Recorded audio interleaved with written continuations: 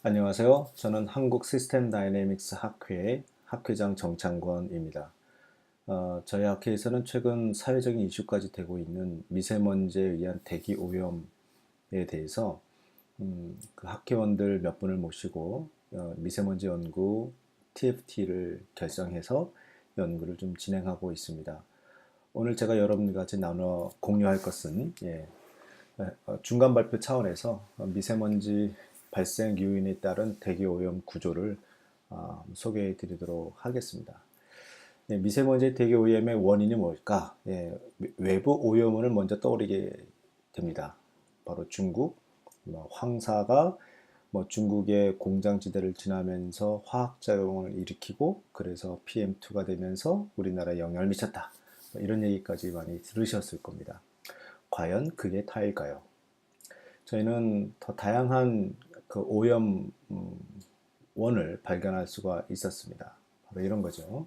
아마 다들 알고는 계시겠지만 이걸 종합적으로 들었기는 아마 처음이실 겁니다.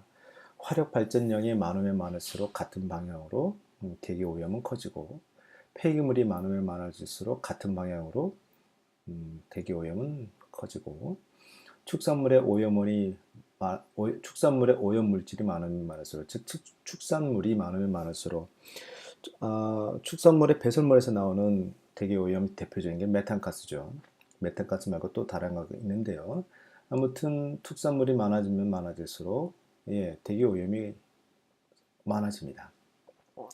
화학 비료가 많이 쓰면 쓸수록 대기 오염이 많아집니다. 여기서 그래서 화학 적용이 되기 때문에 미세먼지에 의한 대기 오염이 영향을 미치게 되는 건데요. 화학 비료가 영향을 미친다는 것은 좀 놀랍지 않으신가요? 예, 산업시설, 내연기관이 있는 차량, 전기차가 아니죠. 디젤이라든가 휘발유를 사용하는 그런 내연기관이 있는 차량은 여러 종류가 있습니다. 산업시설에서 사용하는 물류를 담당하는 그런 차량도 있을 수 있고요. 그 덤프트럭 같이 그 공사장에서 사용하는 그런 차량도 있게 되죠. 승용차도 물론 있고요. 그러면서 이래저래 이런 다양한 오염 원인 때문에 미세먼지에 의한 대기 오염은 갈수록 심각해집니다. 물론 보신 바와 같이 공기 정화 능력도 있습니다. 공기 정화 능력에는 크게 네 가지 요소가 있죠. 녹지 면적이 많으면 많을수록 공기 정화 능력도 좋아지고 좋아지면 좋아질수록 대기 오염도는 반대 방향으로 떨어집니다. 하천 면적이 많으면 많을수록 공기 정화 능력은 높아지고 높아지면 높아질수록 반대 방향으로 미세먼지에 의한 대기 오염도는 줄어들게 되죠. 바람의 강도가 많으면 많아질수록 공기 정화 능력이 좋아져서 대기 오염도가 줄어든다. 즉 우리 동네 이쪽 지역의 미세먼지가 바람에 쓸려 나가서 다른 지역으로 간다는 뜻이긴 하죠. 근데 이 케이스는 좀 다르죠. 강수량이 많을수록, 강수 빈도가 많을수록 공기 정화 능력이 높아져서 미세먼지의 대기 오염도가 줄어듭니다. 바로 이거죠. 비 온 날은 굉장히 깨끗하지 않습니까? 이게 가장 강력한 공기 정화 능력이죠. 이런 식으로 오염원과 그 다음에 그거를 어, 대기 오염도를 낮추는 공기 정화 능력의 관계를 보실 수가 있습니다. 그런데 이렇게 대기 오염이 심각해지면서 주거지의 매력도가 반대 방향으로 떨어지게 되죠. 즉, 못 살겠다라는 얘기를 하는 거죠. 못 살겠다. 근데 제가 이렇게 지연이라는 표현을 쓴 건데요. 매력도가 떨어진다는 뜻은 못 살겠다, 딱 이전하겠다는 욕구가 형성이 된다는 것인데, 바로 생기냐? 바로 생기나요? 대기 오염이 심해진다고 해서 서울을 떠나거나 부산을 떠나거나 이렇게 대도시를 쉽게 떠나나요? 왠지 다른 요인 때문에 음, 주거지의 매력도가 유지되고 있는 거 아닌가요? 이래저래 바로 행동이 나타나지 않는다는 뜻에서 지연이라는 표시를 했습니다. 이런 모습은 어떤가요?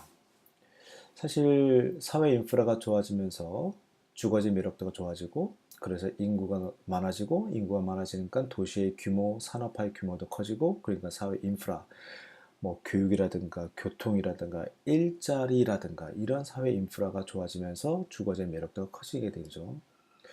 이 큰 원은 계속 강화가 됩니다. 계속 강화되는 피드백을 갖게 되죠. 강화됩니다. 근데 이 지연 효과 때문에 이 강화되지 않게끔 뒷다리를 잡지만 인구 조절 효과가 있지만 이게 지연돼서 나타나기 때문에 이 힘은 그렇게 이거는 계속 유지가 되는 거죠. 계속 강화가 됩니다. 이러면서 어떤 일이 벌어질까요? 도시의 규모, 산업화의 규모가 커지면서 네, 이것은 말 되나요? 에너지 사용량이 많아지고 에너지 사용량이 많아지면서 전력 생산의 경제성, 즉 싸게 에너지를 생산해야 되겠다는 욕심이 많아지면서 화력 발전에 대한 선호가 커지는 거죠. 그리고 여기서 화살표가 나가는 것은 어떤가요? 예, 대기 오염이 심각해지면서 오히려 거꾸로 대기 오염 회피 활동으로 인해서 에너지 사용량이 더 많아지는 것도 있지 않나요? 그러면서 이래저래 에너지 사용량이 많아진다는 거죠. 아주 미약하지만 공기청정기를 사용한다든지 또는 아유 미세먼지 때문에 이왕이면 오늘은 걷지 않고 차를 타야 되겠다든지 이런 식의 이래저래 대기 오염 때문에 에너지를 더 사용하게 되고 에너지를 사용하니까 대기 오염이 더 커지게 되는 그런 약간 미약하지만 에너지 사용의 역설을 우리는 또 발견할 수가 있죠. 또 이쪽은 어떤가요? 폐기물이 많아지게 되죠. 그래서 폐기물 영향이 있고요. 또 이쪽은 어떤가요? 네, 식량 생산의 경제성, 쉽게 빨리 생산하기 위해서 화학비료를 쓰게 되고요. 그래서 대량으로 생산하기 위해서 축산물이 많아지게 되죠. 그러면서 거기서 나오는 대기오염 영향이 미치는 거죠. 그래서 농축산물의 영향도 있습니다. 이것은 어떤가요? 예, 도시가 커지고 산업화 규모가 커지면서 산업시설도 많아지고 거기서 움직이는 차량도 많아지고 이래저래 서울 지역 보십시오. 재개발이라든가 도시 건설이라든가 굉장히 많이 있지 않습니까? 네, 그래서 산업시설의 영향, 연소장치, 토목건설의 영향들이 이렇게 다시 다 연결되기 시작합니다. 이것은 또 어떤가요? 토목건설을 하면 녹지 면적과 하천 면적이 줄어들지 않나요? 그렇죠. 줄어듭니다. 반대 방향으로 그렇죠. 토목 건설이 많아질수록 녹지 면적과 하천 면적은 줄어들게 되고 줄어드니까 같은 방향으로 공기 정화 능력이 줄어들게 되죠. 아하, 그래서 토목 건설 때문에 공기 정화 능력에 미치는 영향이 또 나타나게 되는 겁니다. 그렇죠. 이것은 어떤가요? 토목 건설하면서 고층 빌딩들도 많이 생기죠. 고층 빌딩이 생기면서 열섬 현상들이 생기게 되고 물론 열섬 현상이 고층 빌딩 때문에 생기는 것은 아니겠지만 영향을 미치죠. 근데 이 열섬 현상이 공기 정화 능력에 어떻게 영향을 미치냐? 지표면이 뜨거워지면 미세먼지가 내려앉으려고 해도 다시 공기 중을 떠다니게 됩니다. 붕붕붕붕. 밑에서 가열하고 있으니까요. 내려오지 못합니다. 그래서 공기 정화 능력이 떨어지게 돼서 이래저래 미세먼지의 대기 오염도는 계속 커지게 되는 그런 효과가 있는 게 되죠. 네, 이런 것들이 내부 요인입니다.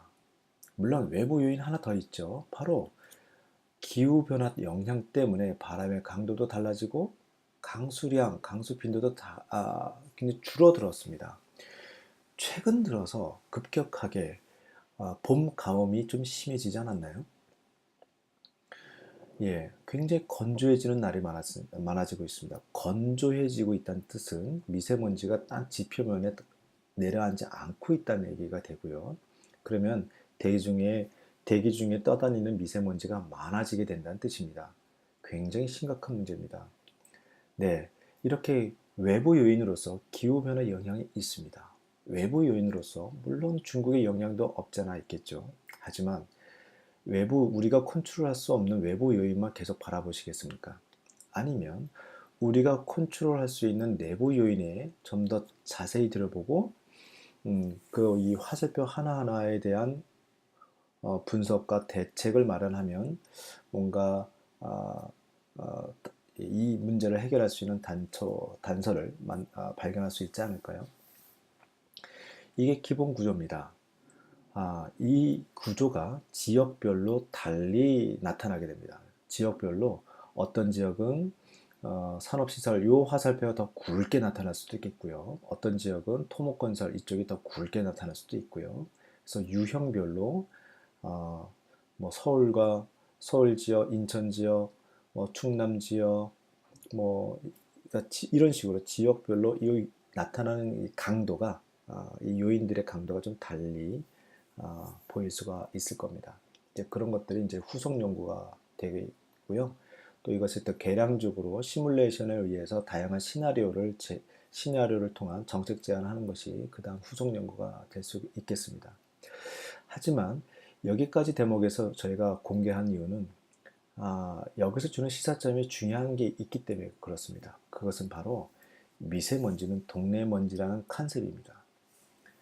우리가 만든 미세먼지를 우리가 마시고 있다는 것을 우리가 알게 된다면 뭔가 더 절박하게 긴급하게 우리가 컨트롤할 수 있는 내부 요인들을 하나둘씩 제거해 나가거나 줄여 나갈 수 있는 지혜, 그런 통찰력이 생기지 않을까 생각이 듭니다. 다시 말씀드립니다. 미세먼지는 동네 먼지입니다. 동네의 특성에 따라서 미세먼지의 발생 원인은 좀 달리 나타나겠지만 이래저래 미세먼지는 동네 먼지입니다. 여러분들은 어떻게 생각하시나요? 이상입니다. 감사합니다.